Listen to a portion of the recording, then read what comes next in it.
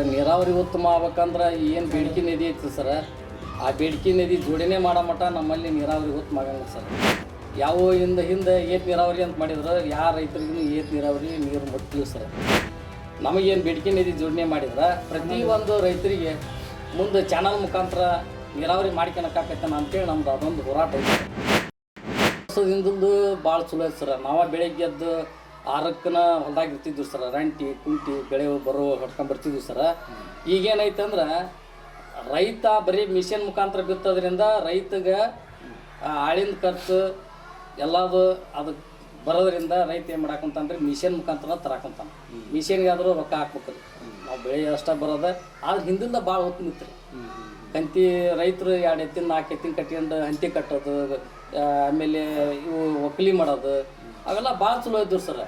ಆಮೇಲೆ ಸಗಣಿ ಗೊಬ್ಬರ ಹೊಲಕ್ಕೆ ಈಗ ಎಲ್ಲಿ ಸರ್ ಸರ್ಕಾರಕ್ಕೆ ನಾವು ಕಣ್ ತೆಗೆದು ನಿಲ್ಬೇಕು, ಗೊಬ್ಬರ ಕೊಡ್ರಿ ಅಂತೇಳಿ.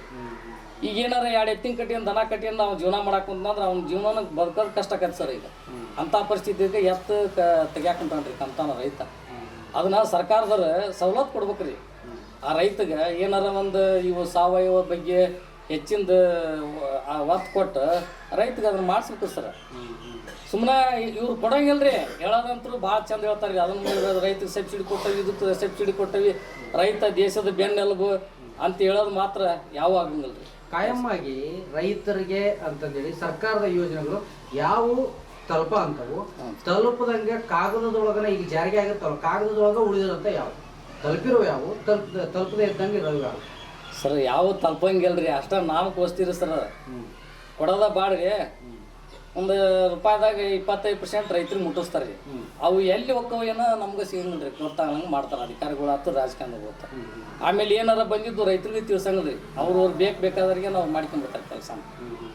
ಈ ರೀತಿ ಅದ್ರ ರೈತ ತನ್ನ ಜಮೀನೊಳಗ ನಿಲ್ಲೋದು ನಾವು ಅಲ್ಲೇ ರೀ ಸರ್. ಅವ್ರು ಏನು ಮಾಡ್ಕೋಬೇಕು, ಅವ್ನು ಏನು ಬಿಡ್ತಾವ ಅನ್ನೋದು ಆ ಇಲಾಖೆಗೆ ಗೊತ್ತಿರಂಗಿಲ್ಲ ರೈತಗೆ. ಇವ್ರು ಅಡ್ಡಾಡು ಇವ್ರು ಮಾಡಾರ ಬೇರೆ ಇರ್ತಾರೆ. ಈ ರೈತರ ಕೃಷಿ ಜೀವನಕ್ಕೆ ನಿಮ್ಮ ತಾಲೂಕಿನೊಳಗೆ ಏನು ಅಡ್ಡಿ ಆಗಿರೋದು ಏನು ಸರ್? ನೆಮ್ಮದಿಯಿಂದ ನಾವು ಕೃಷಿ ಮಾಡ್ಕೊಂಡು ಹೋಗ್ತೀವಿ ಅನ್ನೋ ರೈತನಿಗೆ ಏನು ಅಡ್ಡಿ ಆಗೈತಿ ಅಂತ? ಅಡ್ಡಿ ಅಂದ್ರೆ ಸರ್ ಇದನ್ನ ಬಿಟ್ಟು ಏನಿಲ್ಲ ಸರ್. ಮಳೆ ಒಂದು ಹೋದ್ ಸರ, ಆಮೇಲೆ ಬೀಜ ಗೊಬ್ಬರ ಹಾಕಿದ್ ಸರ, ಮತ್ತು ಈಗ ಆಳು ಸಿಗಂಗ ಸರ್. ಆಳು 500 ರೂಪಾಯಿ ಒಂದು ಆಳು. ಆ ರೈತ ಒಂದು ವರ್ಷ ಜೀವನ ಮಾಡಕ್ಕೆ ಕಷ್ಟ ಐತ್ರಿ. ಆಳಿಗೆ ಎಲ್ಲಿಂದ ಕೊಡ್ಬೇಕ್ರಿ ಅವ? ಅಂಥವೆಲ್ಲ ಹೆದರ್ಸ್ಬೇಕ್ರಿ ಸರ್ ಈಗ. ಮತ್ತು ಬೇರೆ ಕಡೆ ಹೋಗಿ ಸಾಲ ಮಾಡ್ಕೊಂಬಂದು ಆಳಿಗೆ ಕೊಡ್ಬೇಕ್ರಿ ಮನ್ಯಾಗ. ಮತ್ತು ಸಾಯಂಕಾಲ ಅವ್ರಿಗೆ ಮನ್ಯಾಗ ಜೀವನಕ್ಕೆ ಆಧಾರ ಇಲ್ರಿ ಈಗ. ಅಂಥ ಪರಿಸ್ಥಿತಿ ರೈತ ಕಷ್ಟ ಅನುಭವಿಸ್ತಾನ. ಈ ಕರೆಂಟಿಂದ ಒಂದು ಮೊನ್ನೆ ಹೋರಾಟದಲ್ಲಿ ನೀವು ಮಾತಾಡಿದ್ರಿ, ರೈತರಿಗೆ ಕರೆಂಟ್ ಕೊಡ್ತಕ್ಕಂಥ ಏನು ಸಮಸ್ಯೆ, ಏನು ಮಾಡಿದ್ರೆ ರೈತರಿಗೆ ತೃಪ್ತಿ ಬರ್ತದೆ ಸರ್? ಈಗ ಇವರು ಖಾಸಗೀಕರಣ ಮಾಡಾಕಂತಾರೆ, ಪ್ರೈವೇಟ್ನವ್ರಿಗೆ ಮಾರಾಟ ಮಾಡಾಕಂತಾರೆ ಸರ್. ಈಗ 6 ನಂಬರ್ ಕುಟುಂಬತ್ತಿಗೆ TC ಕೊಡ್ತಿದ್ರು ಸರ್. ಹಿಂದೆ TC ಕಂಬ ಎಲ್ಲ ಅವರು ಹೋಗಿತ್ತಿದ್ರು. ಈಗ ರೈತರ ಪರವಾಗಿ ಅದಾವ ಅಂತ ಹೇಳಿದ್ರೆ TCನೂ ಇಲ್ಲ, ಕಂಬನೂ ಇಲ್ಲ ರೀ. ಸ್ವಂತ ನಾವು ಹಾಕೋಬೇಕು, ರೊಕ್ಕ ತುಂಬಬೇಕು. ಅದನ್ನ ಕಡಿತ ಮಾಡಿದ್ರಿ. ಅದು ರೈತಗೆ ಹೊಟ್ಟು ಬಿತ್ತರಿ. ನಾವು ಲಕ್ಷ ಗಂಟ್ಲೆ ಕರೆಂಟ್ ಕೊಟ್ಟು ತೊಗೊಳಕ್ಕೆ ಆಗಂಗಿಲ್ಲ ಇಂಥ ಟೈಮ್ನೊಳಗೆ. ಅದು ಒಂದು ಅಂಥದ್ರೊಳಗೆ ಇವರು ಟಾಟಾ ಕಂಪ್ನಿರಿಗೆ ಮಾರಾಟ ಮಾಡಾಕಂತಾರೆ. ಅವರು ಬಂದಾಗ 1 ವರ್ಷ ನೋಡ್ತಾರೆ. ಅವರು ನಾಳೆ ವರ್ಷ ರೈತನ ಪಂಪ್ಸೆಟ್ಗೆ ಸಮೇತ ಬೇರೆ ಒಂದು ಕಾನೂನು ಜಾರಿ ಮಾಡ್ತಾರೆ. ಅದು ಅವರು ಬಿಲ್ ವಸೂಲಿ ಮಾಡೋಂಥ ವ್ಯವಸ್ಥೆ ಮಾಡ್ತಾರೆ ಸರ್ ಮುಂದೆ. ಒಣ ಬೇಸಾಯ ಎಷ್ಟಿದೆ ನಿಮ್ಮಲ್ಲಿ? ನೀರಾವರಿ ಎಷ್ಟಿದೆ? ನೀರಾವರಿ ಉತ್ತಮ ಆಗ್ಬೇಕಂದ್ರೆ ಏನು ಮಾಡ್ಬೇಕಂತ ನಿಮ್ಮ ಆಗ್ರಹ ಸರ್? ನೀರಾವರಿ ಉತ್ತಮ ಆಗ್ಬೇಕಂದ್ರೆ ಏನು ಬೇಡಿಕೆ ನಿಧಿ ಐತಿ ಸರ್, ಆ ಬೇಡಿಕೆ ನಿಧಿ ಜೋಡಣೆ ಮಾಡೋ ಮಟ್ಟ ನಮ್ಮಲ್ಲಿ ನೀರಾವರಿ ಉತ್ತಮ ಆಗಂಗಿಲ್ಲ ಸರ್. ಯಾವ ಹಿಂದೆ ಏತ್ ನೀರಾವರಿ ಅಂತ ಮಾಡಿದ್ರೆ ಯಾರ ರೈತರಿಗೂ ಏತ್ ನೀರಾವರಿ ನೀರು ಮುಟ್ಟಿಲ್ಲ ಸರ್.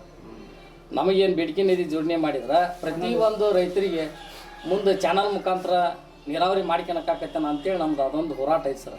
ಒಂದು ಅಂದಾಜು ಎಷ್ಟು ಪರ್ಸೆಂಟಿಗೆ ಒಣ ಬೇಸಾಯ ಎಷ್ಟಿದೆ ನೀರಾವರಿ ಸರ್? ಒಣ ಬೇಸಾಯ ಒಂದು 25% ಉಳಿದ ಸರ್. 75% ಬೋರು, ನೀರಾವರಿ, ಹೊಳಿ, ಕೆರೆ ಕಟ್ಟಿಂದ ಏನಾರ ಮತ್ತು ಆಜು ಬಾಜು ನೀರು ಹಾಸಿ ಅನ್ನೋದು ಮಾಡ್ತಾರೆ ಸರ್. ಬೆಲೆಗಳ ಬಗ್ಗೆ ಏನು ವಿಚಾರ ನಿಮಗೆ? ಅಂದರೆ ರೈತ ಹೆಚ್ಚು ಬೆಳೆದಾಗ ಬೆಲೆ ಎಕ್ದಮ್ ಡೌನ್ ಆಗ್ತದೆ. ಹೌದು ಸರ. ಏನೈತೆ ಸರ, ರೈತ ನಾವು ಏನು ಮಾಡ್ತೇವೆ ಸರ, ಒಂದೇ ಪೀಕ್ ಹಾಕಿಬಿಡ್ತೇವೆ ಸರ್. ಯಾವ ಪೀಕ್ ಇವಕ್ಕೂ ಅದ ಪೀಕ್ ಹೋಗಿಬಿಡ್ತೇವೆ.